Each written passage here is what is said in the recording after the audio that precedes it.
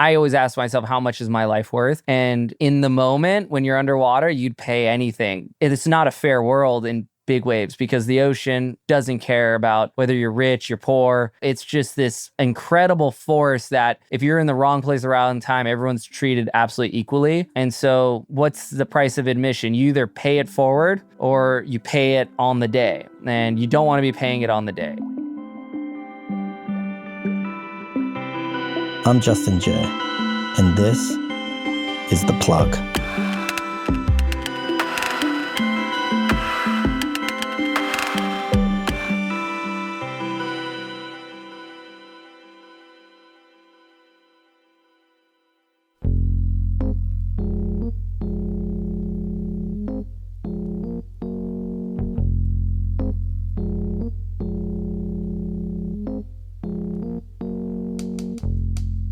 In Kathryn Bigelow's Oscar-winning film The Hurt Locker, we follow an elite bomb disposal unit and the addictive rush they experience while disarming explosives under life-or-death circumstances.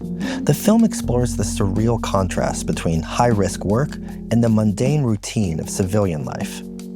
Today's guest has experienced a similar disconnect between his professional and personal life. He's one of the most accomplished and respected big wave surfers alive, and he frequently puts himself in extreme danger while chasing some of the largest and most powerful swells on Earth. But back on land, he seamlessly shifts into the role of devoted father and husband. There's a strange balance required when you confront fatal risks for a living and then come home to fold laundry and put the kids to bed. Yet somehow, he's found that rhythm. Despite his relatively small physical stature, his presence in the water is enormous. In true waterman fashion, he's mastered stand-up paddling, windsurfing, kitesurfing, and foiling. But what truly sets him apart is his relaxed playfulness while pushing the boundaries of what's possible on waves of consequence. So how did he strike up a friendship with one of the richest and most polarizing tech figures in the world? And what aspect of Mark Zuckerberg surprised him the most? We'll find out as we sit down for a chat with one of the most esteemed and multi-talented athletes in the world of extreme sports. Today, big wave surfer, shaper, father, husband, and proud Maui native, Mr. Kai Lenny.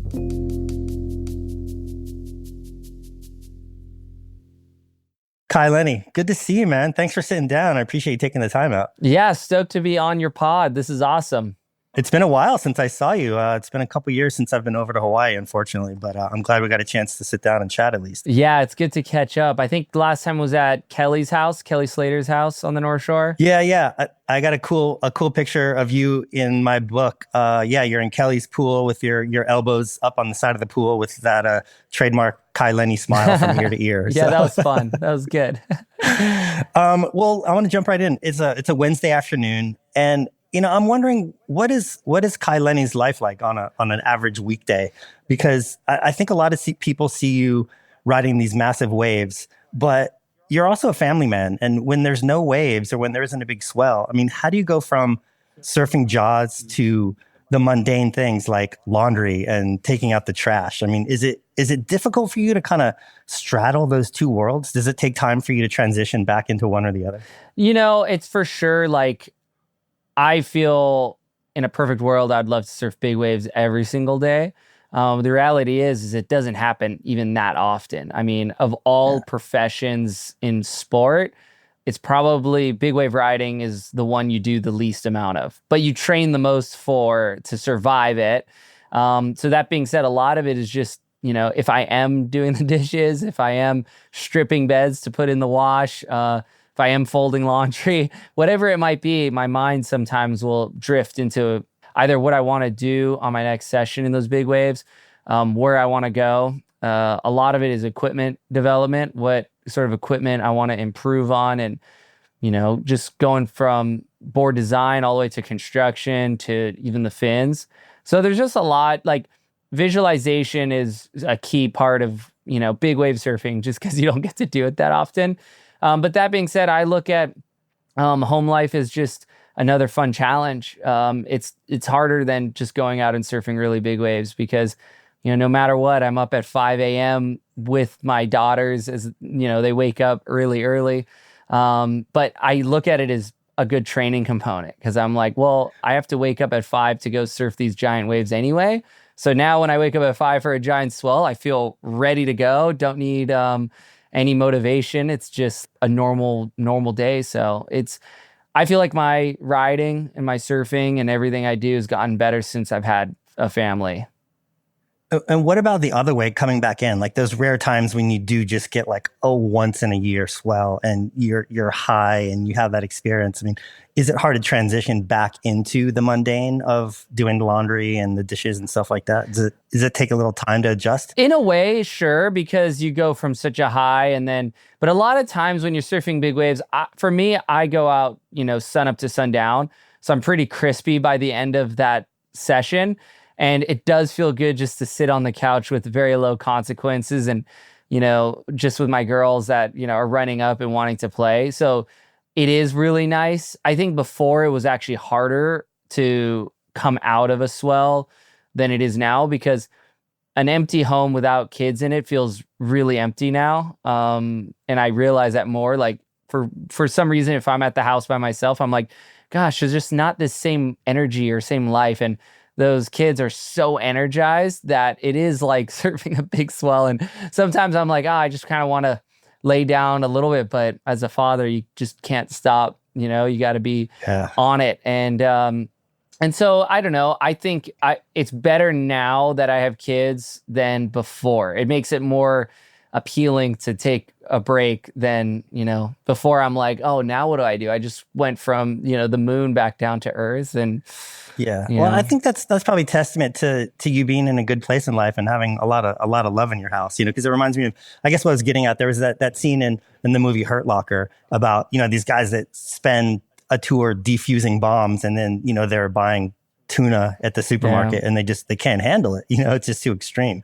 I mean, I definitely feel that way too. I mean, war is a whole nother level. And I don't know if anything can compare to that. But I do feel like I kind of combat that with a lot of the other water sports I do. I'm not only surfing big waves, so I shift my focus pretty immediate into what else can I do in the water? What else do I want to work on? And when you do as many sports as I do, which is like, I would say 6 to 7 consistently, depending on the conditions, there's always something to work on. And there's always someone out there that's better. And so you're like, always feel like underdog chasing it. And then also I really am fascinated with the development side, the equipment, and I've been doing a lot of shaping lately. And so, it kind of puts my mind back into surfing, which is awesome. So it's like I'm always surfing in my head. And what they say is, your mind can't discern the difference of doing it in real life and actually just doing it in your head. And that's why visualization is such an important technique for, I think, most anything, because you can work it out in your head. So, I mean, it seems like the level of big wave surfing in the last couple of years is just made an insane leap and bound. And if you look at just even this last season, the Eddie ran some of the clips from the Eddie, some of the clips from Jaws, some of the clips from Mavericks. It's just like next level. And that said, there might be a handful of your contemporaries that maybe charge as hard as you do. Let's take Billy Kemper, for instance. He is a beast in big waves. And, I've shot Billy a bunch in Hawaii. I spent the day with him and his wife here in New York last year. Very nice guy on land.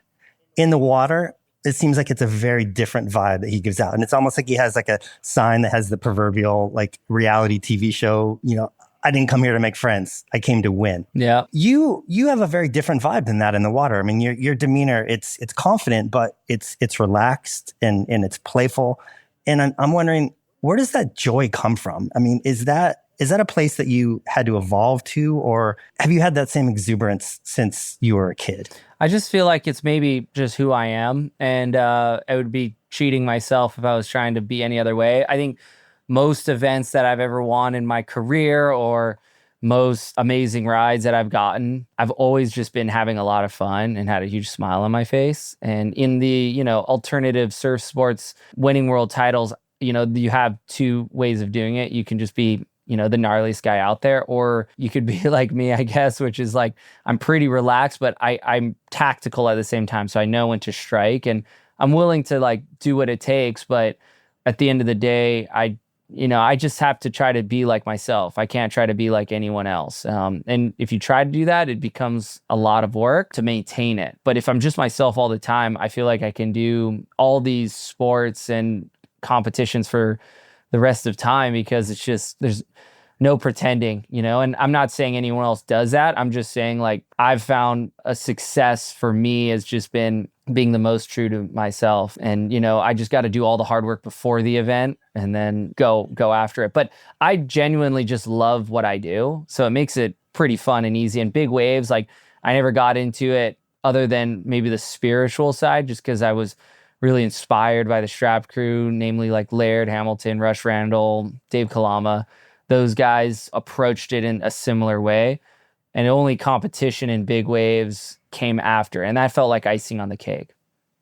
Is that joy something that you found as an adult once you discovered water sports and all the activities that you do? Or is it really a product of how you were as a kid? Like if I was to look at your third grade class photo, or are you the kid with an ear to ear smile? I mean, were you always the Kai that we know now, or is it something you grew into? No, I've always been, I think, the same way. And maybe that's the problem. Maybe I got to grow up a little bit, but deep down inside, I think I'm still like, that 13-year-old Grom.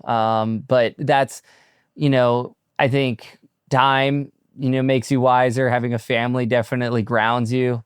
But still deep down when I'm in the water, I feel, the same as I felt as when I was a kid. And maybe there's that's one of the main attractions to continuing to do these things, because it does bring you back to those moments of, when you were a kid and you had no responsibilities and no pressures, really. You just had to go out and have fun. And I try to keep what I do like that as much as possible. Nowadays, being that it's a job and the landscape of, the surfing world and water sports world, it's difficult to be making it a career. So, there's no doubt when I'm out there, I'm trying to think, how can I make this session the most beneficial to continue doing what I love? And then there's those other moments where you're on a good, streak and everything just comes together and you're like, okay, I feel like I'm ahead of it content wise, maybe results wise. Everyone seems stoked. So now I can like relax and let go. And those are just, the best sessions ever. Yeah. I mean, you talk about the content you put out. I think it resonates with people really for two reasons. I mean, one, you're just so obviously having fun, and it's really enjoyable to watch somebody have a good time. But I think secondly, in order to enjoy watching it, you don't have to have a lot of background knowledge to watch you surf a big wave. Yeah. And I think the average public doesn't know or maybe care about the difference between a 5.7 and a 7-point ride at lowers, or how somebody negotiated the foam ball at Pipeline. And most of competitive surfing, that's what that is. It's splitting those hairs. But to watch you on a 50-foot wave, it's visually literal. You're a mortal man riding this massive wall of water, and anybody can appreciate that. Anybody can understand that. I mean, is that a fair statement? Absolutely. I mean, I think my hero was Laird growing up, and, to me, he was, bigger than life, borderline a god. Even just in the films that were made about him, he seemed very bigger than life, godly. And I'm much smaller than he is. But I had to find my, not niche, but kind of find my lane a little bit where, Laird is just this demigod. And for me, it's like, well, I'm actually kind of just a normal person, but I have such a passion for this, and see what, if I can take it as far as I have, I think everyone can with whatever they love to do. It doesn't have to be what I do, but I genuinely feel like if I just work really hard, I can eventually get to it. And it's challenging to work really hard towards something consistently, to be able to grind it out. And the greatest champions are the ones that can just go after it the longest. I mean, granted, talent does, play into it. And I've been blessed to, be somewhat talented, but I've never felt like I was the most talented one in the water. Just felt like maybe I wanted it more than most. And I wanted to do it across all different water sports. So being from Maui, I'm really definitely a product of my environment. Had I been born on the North Shore of Oahu, I'm not sure I would do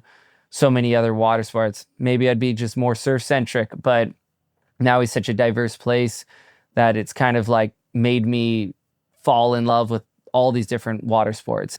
For the listeners who might not be familiar with your background, you windsurf, kitesurf, stand-up paddle, both in the lineup and long distance. You foil. I mean, you're basically like a true traditional Hawaiian waterman. And, what's interesting, and you mentioned Laird Hamilton before, but I think when most people think of watermen, whether it's the Duke or Laird Hamilton, they picture these kind of larger than life, towering, outspoken, broad shoulder people. And you're very unassuming and an average sized guy, and you're obviously in elite athletic shape. But I think when you tell somebody that Lenny paddles between islands, I would expect that they picture somebody much more bulky than you are. Yeah. To excel in these water sports, is it despite your size, or is it really more about strength and endurance rather than bulk? It's funny because I do get people coming up to me on the beach and be like, whoa, I thought you were like 6'6" or something, or bigger. And when you're riding really big waves, a lot of times, I think people assume you have to be big to do that. And I mean, I guess I am an average sized guy, maybe 5'8", maybe on the slight shorter side, an inch shorter than Kelly is. But, another person that isn't super tall is, Shane Dorian, for example, but he seems like someone that's larger than life too. Yeah. And some of the greatest surfers haven't necessarily been the biggest guys. I feel like there's more of a trend now where people are actually quite a bit bigger. Like you look at Gabriel Medina and John Florence, and even Nathan Florence, who's doing his slab tour. And, there's Jordy Smith and the kind of the current top dogs on the tour. They're pretty big people. But then again, you look at Italo and he's, 2 inches smaller than me, Italo Ferreira. Toledo. Yeah. Or Toledo. They're pretty small in comparison. So at the end of the day, we're born the way we are, and we just got to make do with what we got. I mean, I don't know what it would be like to be bigger. There are times where I think it's an advantage in really large waves to be a lot bigger. You can just kind of muscle your way through certain things. But that's when I lean on the development of my equipment to dial it in so it outperforms any equipment out there. Also, I find different lines and approaches to the wave that will allow me to do my best riding versus like muscling through a big maneuver like Laird might. The lines he used to take back in the day across these giant waves, he had such the strength to hold the board together, actually move like a 30 plus pound board under his feet, whereas I would ride out at those waves like a 13-pound board. Yeah. And I would have to take a slightly different approach to it. But, that's part of the journey, is trying to figure out how to make it work for yourself. Yeah, it just seems like the common perception to the layman, you would think that you'd have to be big and strong and brawny to go up against a wave that size, but it's not necessarily the case. It's a surfing stereotype, and it's all right if they think I'm 6'6". That's all good with me.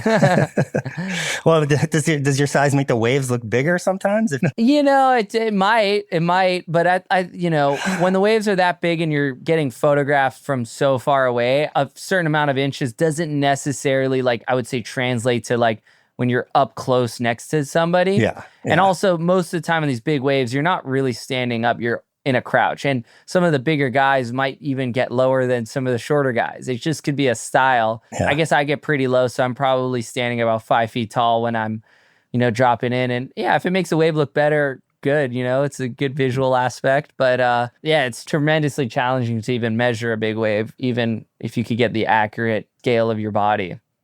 Yeah. So, it seems like people surf for a multitude of different reasons, and, they discover surfing at different points in their life. And I think in the average lineup, you can find countless different types of people surfing for countless different reasons. I feel like in big wave surfing, it's a very specific subset of that community. Uh-huh. And, even within professional surfing, there are a lot of people that don't want anything to do with big waves. Right. Not going to name any names. But, I'm wondering, have you noticed a common thread or personality trait amongst people who choose to surf waves of consequences? I mean, are there any generalizations that you can make? Does it take a specific personality type? I don't know if it takes a specific personality type. I think, I remember actually a Laird quote from back in the day. He's like, big wave surfers aren't born, they're made. And so if you want it bad enough, regardless of what you're coming from, whether it's small wave surfing or whether it's, even big wave surfing, not existing in middle America, for example, you've only ever seen it on a screen. It's how bad do you want it? How far are you willing to go out of your way? And a lot of big wave surfing is the hunt, the chase, the anticipation. And, For example, my personality is, I would say, pretty different to, say, someone like Billy Kemper's or even to Laird's, or, Nathan Florence has a different personality than all of us. He's a total comedian out in the water. But, I think it's just that if you're drawn to it, it has to come from somewhere deep inside. Like, I think it's a mistake to surf a big wave if you're not doing it because you actually really love to do it, because it's a lot of effort. It's really can be dangerous, can be life-threatening, of course. And at the end of the day, you're probably gonna be losing money than making money doing it. It does get a lot of attention across social media, and you see it on HBO Max with 100-foot wave, and big wave surfing is probably one of the most popular parts of surfing in the mainstream, but it doesn't necessarily translate. I would say some of the poorest surfers that I know are big wave surfers. Like translate monetarily, you mean? Monetarily is what I mean. And, that's why, I think most people that stand the test of time, okay, they've been here for 10 years or more, it's kind of proof that they actually really like doing it. And they get enough sponsors and money to just make it happen because it is something they look forward to doing. And, a lot of them are really good at it. And so they can make just enough to support their family, and that's rad. And, in life, I think you just got to chase after what you really love to do. And I'm lucky in the sense that big wave surfing is not the only thing that supports my career. Other sports do, but I always thought the most legendary stories is that South Africans moving over to California, San Francisco, Half Moon Bay where Mavericks is, and becoming lumberjacks and chopping wood all summer. And then that money they make from that, they spend on water safety, they spend on flights, they surf Mavericks, they come to Hawaii, and maybe nowadays they go to Nazare. And by the end of that, they're back to square one and they do it again. And there's some strictly for the love. That's strictly for the love, for sure. And I think this is probably usually pre-families, but they're just down for the cause and they love that feeling. It's pretty cool. I tip my hat to the hard workers out there that maybe don't, get the recognition they might deserve, but they're not there for the recognition, which is pretty rad. Well, I mean, you talked about, water safety and preparation. I want to get your thoughts on the term daredevil for a second, because the term's always thrown around, and I feel like it's applied very broadly to an activity that from an outside perspective looks objectively dangerous. But if you dig a little deeper, I think you find usually that, the risk is usually a metric of skill and practice and preparation. And you can maybe even make the argument that the average beginner surfer surfing a 6-foot reef break might be statistically more dangerous than what you do at Jaws because of your ability and your training. When you do an air on a 50-foot wave, I would assume that you're 99% confident that you have what it takes to land that. And as a result, maybe it's not that risky. I guess what I'm getting at is you don't seem like a reckless person. And is there a distinct line when you're in the water of something that you choose or not choose to cross with regard to safety? Oh, yeah, absolutely. I mean, I'm very calculated. There's certainly big wave riders they kind of just send it and see what happens. And it's a unique approach for sure. I think the term daredevil, I can't say because I wasn't way back in the day, but I feel like in the beginning, safety wasn't on the top of everyone's mind. It's just they want to do crazy stuff, and those daredevils exist. I mean, if you look on social media now, there's always people doing some pretty dumb things that are crazy.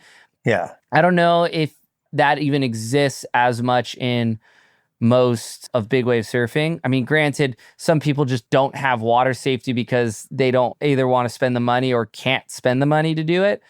But I always tell people, if you're wanting to enter the big wave world, you got to be willing to pay a price. And if it's on a wave underwater, you have to be willing to pay the ultimate price with possibly your life, possibly being injured for the rest of your life in some way. But then also there's just a price of entry, and it's a gnarly world out there, and you have to have water safety. I mean, if you really want to properly ride the best big waves at the highest level, look at the best guys on the planet. They all have, the right people backing them up. Water safety teams on, the top of the line Sea-Doos, for example. And those water safety guys are training to take a wipeout in case they lose the machine or be there in case you're unconscious. And it's a matter of a few split seconds that can save your life. And I always ask myself, how much is my life worth? And in the moment when you're underwater, you'd pay anything to like be okay. So I try to really invest into what I'm doing. And, you know, sometimes there's people out there that might be like, well, not everyone has the money to do it and stuff. And it's not a fair world in big waves because the ocean, Mother Nature, doesn't care about whether you're rich, you're poor, how talented you are, this and that. You know, it's just this incredible force that if you're in the wrong place at the wrong time, everyone's treated absolutely equally. And so what's the price of admission? You either pay it forward or you pay it on the day. And you don't want to be paying it on the day. Yeah.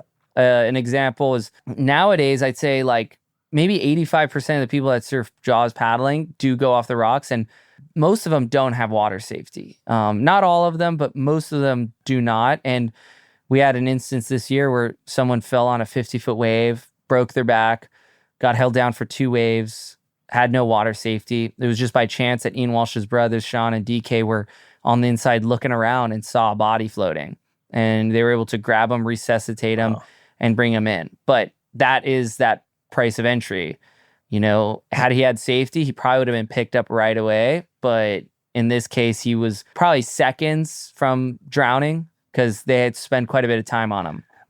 Talk to me about some of the preparation that goes into what you do before you get on the wave. Because when you say Daredevil, I think a lot of people think of Evel Knievel, for instance. Sure. That guy, he didn't approach risk with calculation and respect and preparation. I mean, you know, strapping a rocket to the back of a motorcycle like Wile E. Coyote and jumping a river like that's reckless abandon. Crazy. That's not what you do. How is what you do different? The school of thought that I came from is really based on what, you know, the guys before me laid the foundations of. Laird, Dave, the strap crew, Derek Dorner, one of the legendary lifeguards of the North Shore, pioneer big wave rider. Those guys, it was always safety first. And that really resonated with me when I was younger because I thought that's what you just had to do. That was just, it wasn't like, oh, I can, you know, skip through that step. And a lot of people do skip that step, but they pay for it later, clearly.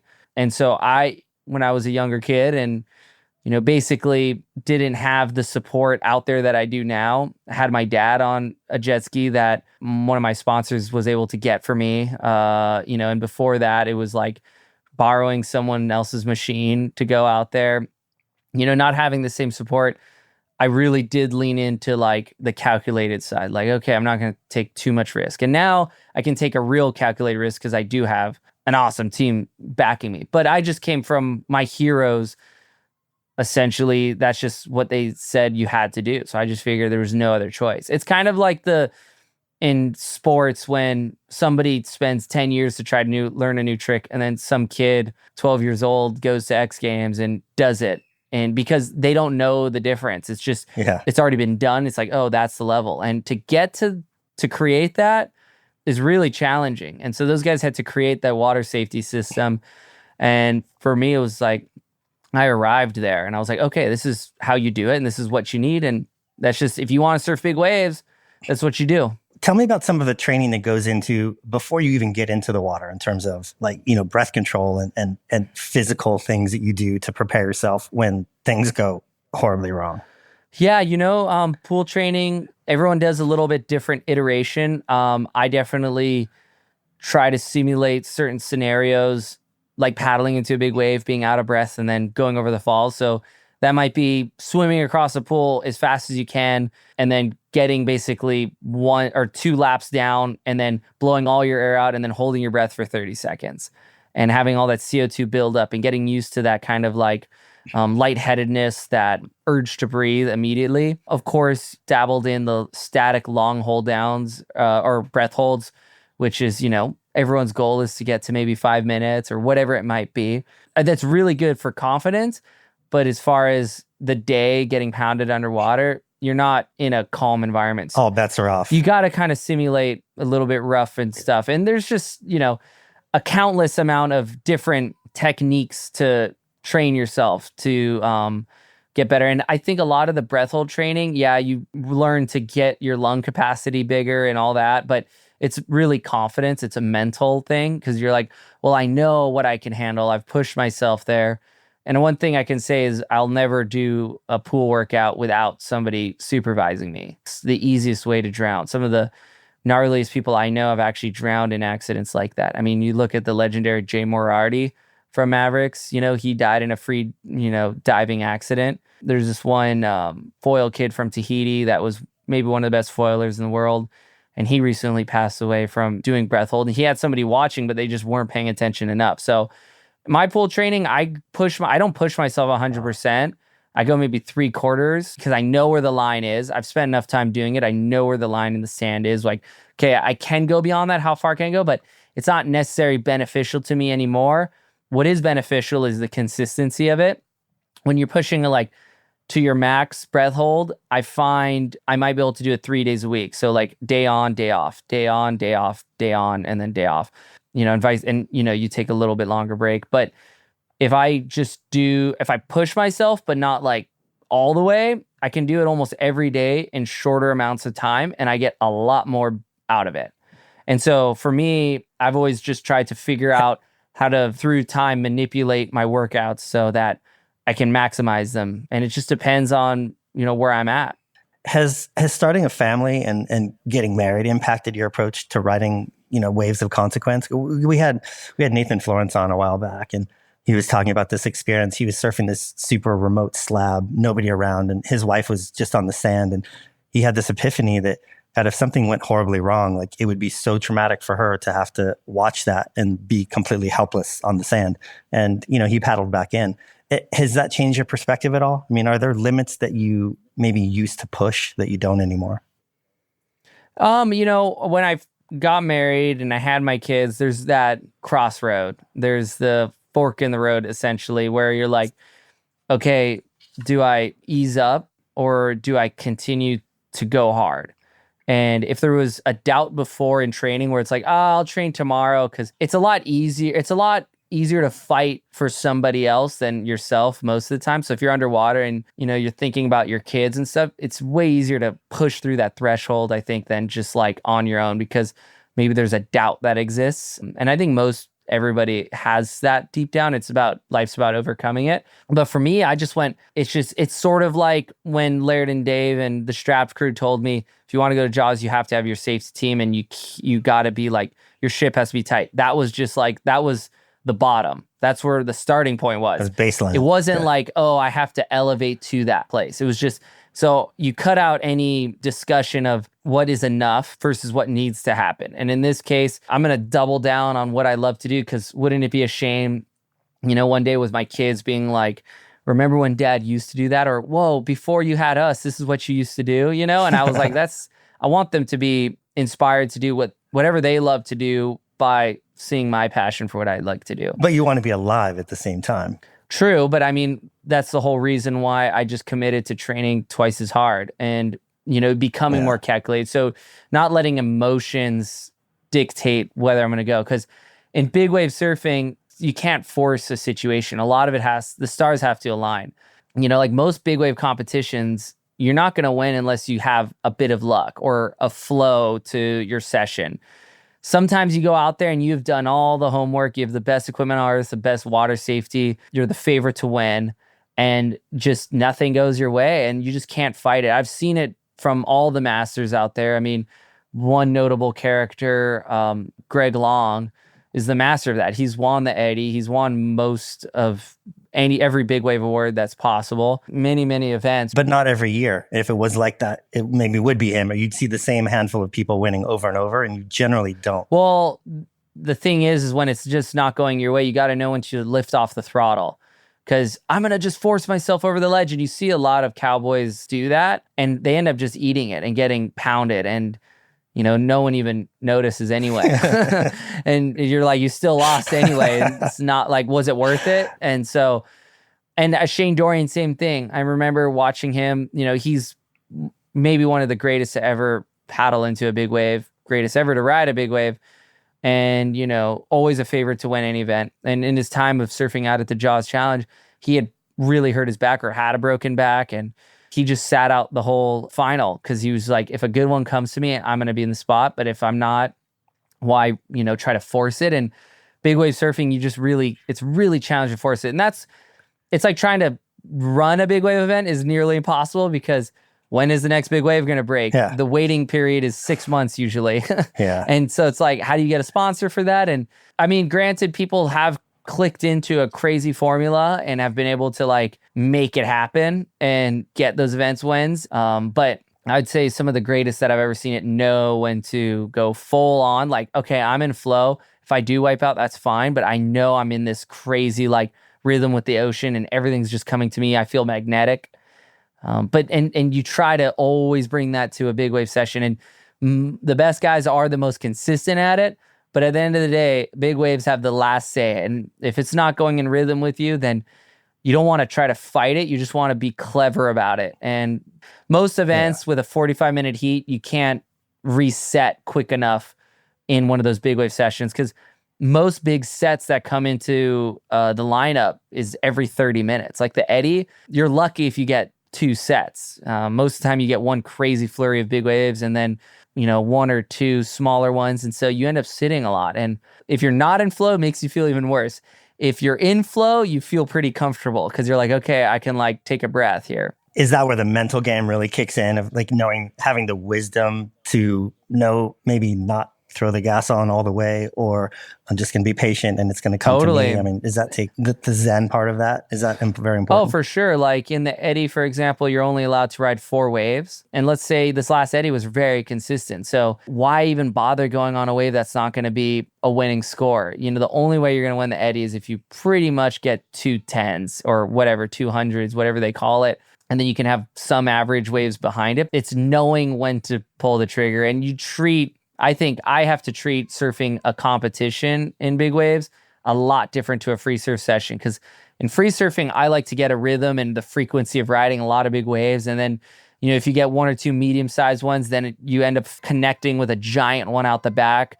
It's all those sort of things. And, you know, in this sort of competition, you can't really do that because you'll use up all your waves and, you know, maybe the winning wave will come and you won't be able to actually get it because you'll be clear out of waves. I'm going to switch gears for a second. So, you know, the surf community can be notoriously protective and maybe even catty towards people that they kind of perceive as outsiders, maybe infringing on their culture. Sure. And a great example is, you know, so the actor Jonah Hill started surfing a few years ago. Yep. And he was absolutely lambasted on social media for it because, I don't know, maybe he came on a little strong or he didn't understand all these kind of unwritten rules within surf culture or whatever. But I mean, generally, he strikes me as a very likable person. You striked up a relationship with another high-profile person a while back who arguably is not quite as likable. And I want to get your insight on your friendship with Mark Zuckerberg. Mm-hmm. And I'm curious, like, how that relationship came to be. I mean, what was the incentive for you to kind of become an ambassador for him and stick your neck out? Was it transactional? Was it out of curiosity? How did you guys cross paths? Well, what happened is, you know, he had bought in a large place over on Kauai, and a good friend of mine that was over there works for him as kind of like his guide out in the water and stuff. And I was actually in the Maldives. And so I got a message and he had started foiling and was, I think, inspired by what I was doing and just offered to have me come over and do some foiling or at least teach him how to foil. And so I was like, yeah, why not? And, you know, my perspective on it is I don't really judge anyone until I've met them. You know, the internet is usually wrong about most things anyway. At the end of the day, I think it's pretty insane to be able to meet some of the most powerful people in the world just out of curiosity. Absolutely. And, you know, whether they turn out to be the greatest person in history or maybe they end up being the worst, I still think meeting them is pretty interesting because you get to really see them when you look at someone in the eyes. And, you know, I was surprised, you know, Mark was pretty grounded and super nice. Definitely, you know, I think his awkwardness definitely makes people assume things. And by hanging out with him, I got to get to know who he really was. And he's actually a really good athlete, like surprisingly. He'd run 6 miles every morning. He's been doing rowing since college days. You know, he runs the biggest social media network on the planet. And I don't know enough about coding and all the stuff that he really does to make a judgment of that. I think it's impossible to make everybody happy. Yeah. But what I know from just hanging out with him personally, it never felt weird at all. You know, he's a great family life. His family's super rad. And we've always just done like fun stuff, gone foiling, gone wake surfing, you know, and it became a bit of a friendship for sure. And I don't know, seems like a great guy. I have a lot of respect for anybody who puts themselves, outside their comfort zone and wants to learn something new. That's on one side. The other side, that picture of him foiling with his face smeared in white zinc. Yeah. I mean, that didn't do himself any favors. You know? And I'm just wondering, after meeting him in person, was the backlash justified or is it fair? I mean, is there something that the public misunderstands about Mark Zuckerberg that maybe you understand? Regardless of who you are, if you are one of the most top 3 wealthiest people on the planet, most powerful, everyone wants to tear you down. I mean, everyone praises, Michael Jordan or even Kelly Slater, but at the time, they're constantly, when they were at their peak of their powers, everyone's trying to tear them down, bring them down, And that's just the nature of being a champion. And in his case, he is a bit of a champion because has the biggest social media network and is arguably one of the most powerful humans in Earth because he can control communication and knowledge and all these sort of things, right? Yeah. And he's kind of the tip of the spear of his company. He's really out there just like Elon Musk might be. And I don't know, I think just getting to know him, of course he's pretty socially awkward because, he's a coder. Yeah. He'd probably admit he's a bit of a nerd, and that never really has existed in surfing. Surfing is such a cultural, traditional thing, and it comes from, there's a bit of a tribe you have to enter, and you start out the bottom of that tribe and you work your way up, and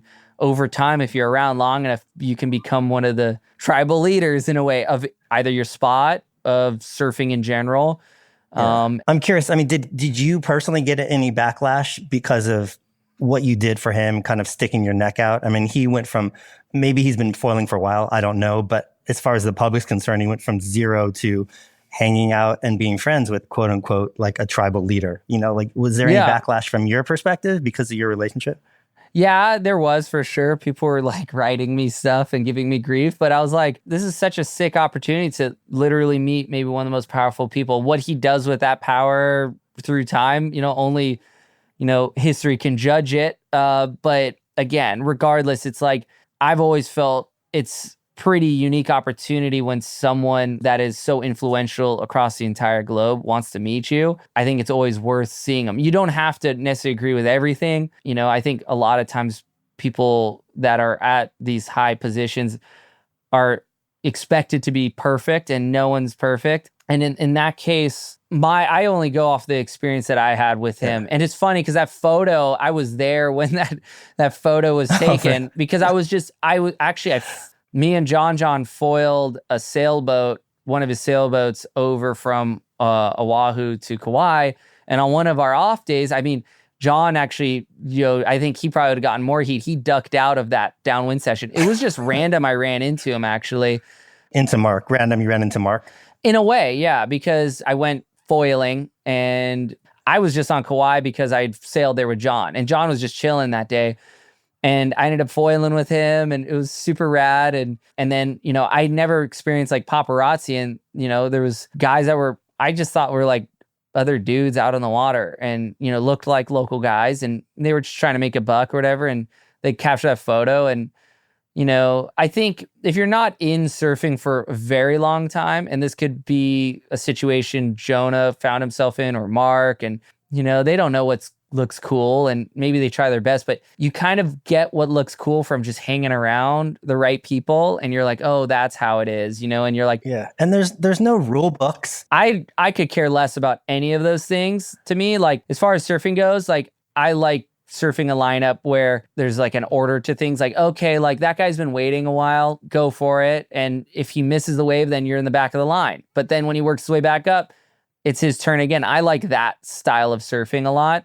If everyone just had a bit of common sense and courtesy out in the water, it might all just work out. But the tribalism comes from people that just kind of do whatever they want or just aren't aware around them. And unfortunately, if you do kind of look like a kook and you're putting sunscreen flush to your face and it's, caked on, you're going to be judged as a rule breaker in a way, like not knowing the rules. And the only way you learn the rules is by playing the game. And the only way you get good at playing the game is if you're out there all the time. I think the biggest attraction to all these people that have maybe all the money in the world is, you can't buy surfing ability. You can't buy the pecking order necessarily, or the respect, I guess. I would say that might have been one of the criticisms that people had of him surfing with you. He was trying to, if not buy, at least leverage credibility by his relationship with you.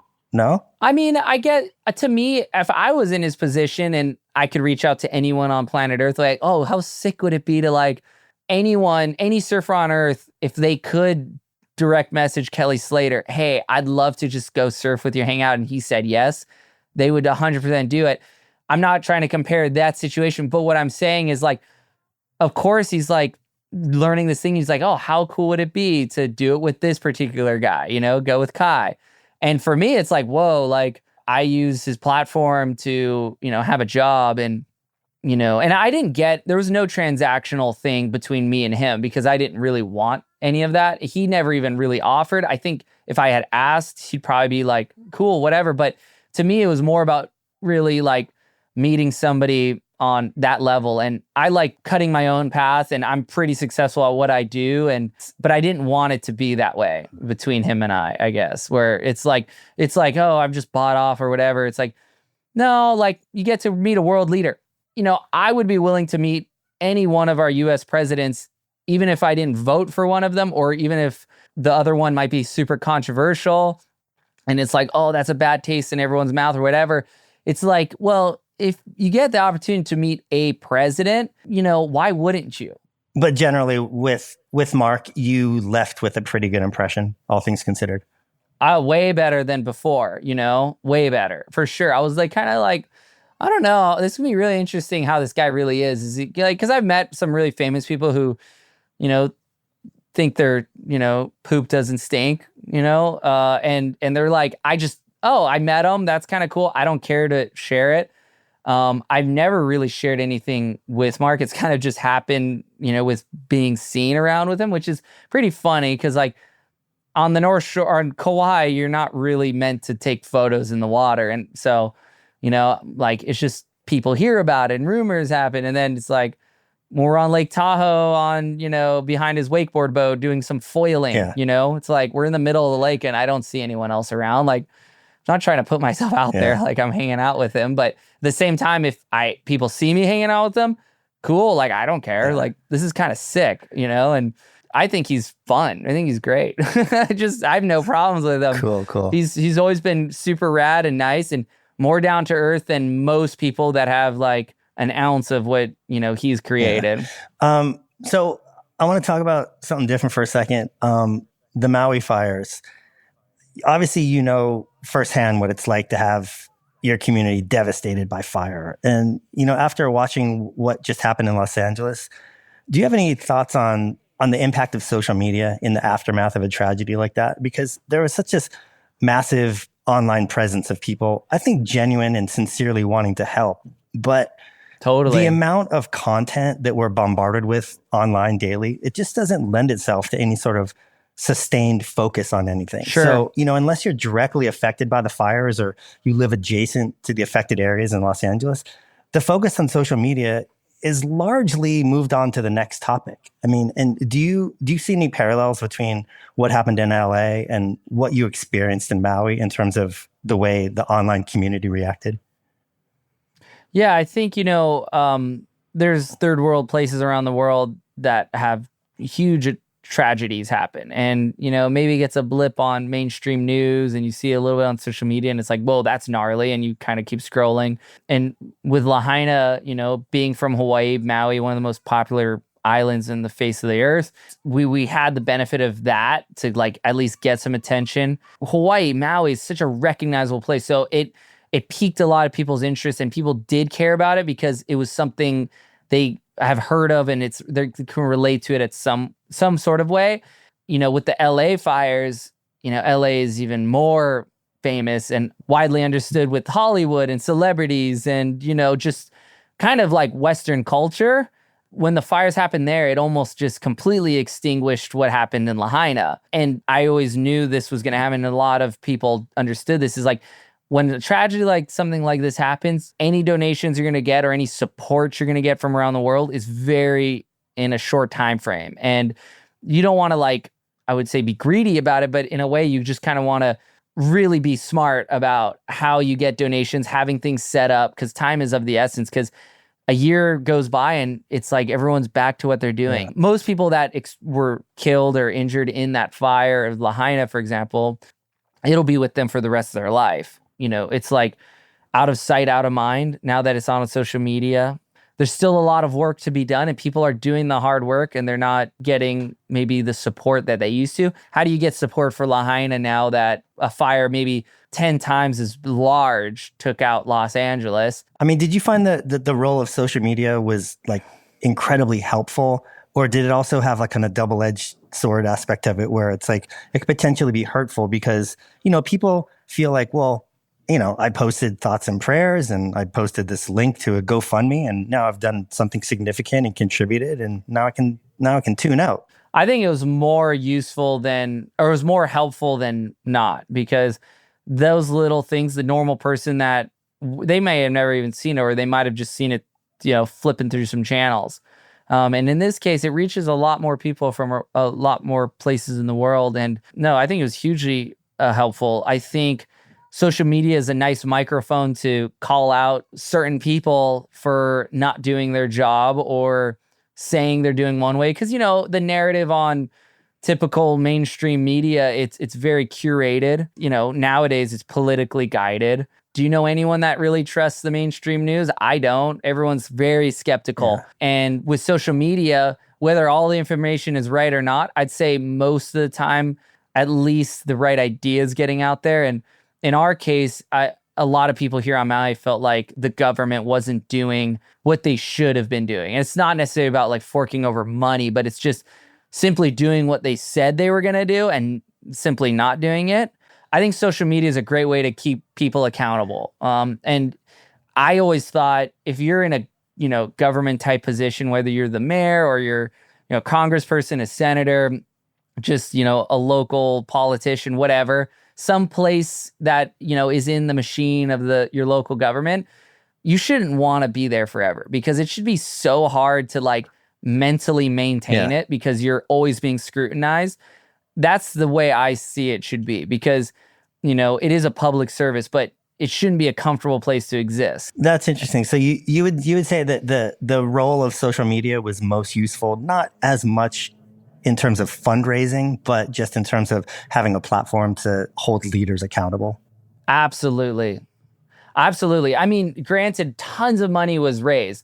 Now, the most difficult thing is if you're trying to donate to these massive foundations. When I see something happening somewhere, I like to donate to like a real grounded foundation from the place, like a local foundation that's smaller, because they know their community, they know the landscape, essentially, and they know people. So they know how to get what people need to them directly.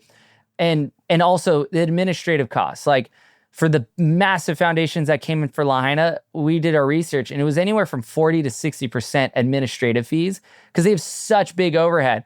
I had my foundation, which takes the bare minimum administrative costs, which is like 2 to 4%. And that's just enough to like do taxes and basically process, you know, the funds and get it to the right places. Because I feel weird. I don't know how people take money and, you know, commit fraud with it. I'm not saying these big foundations do, but, you know, you see it in every disaster where people do try to take advantage.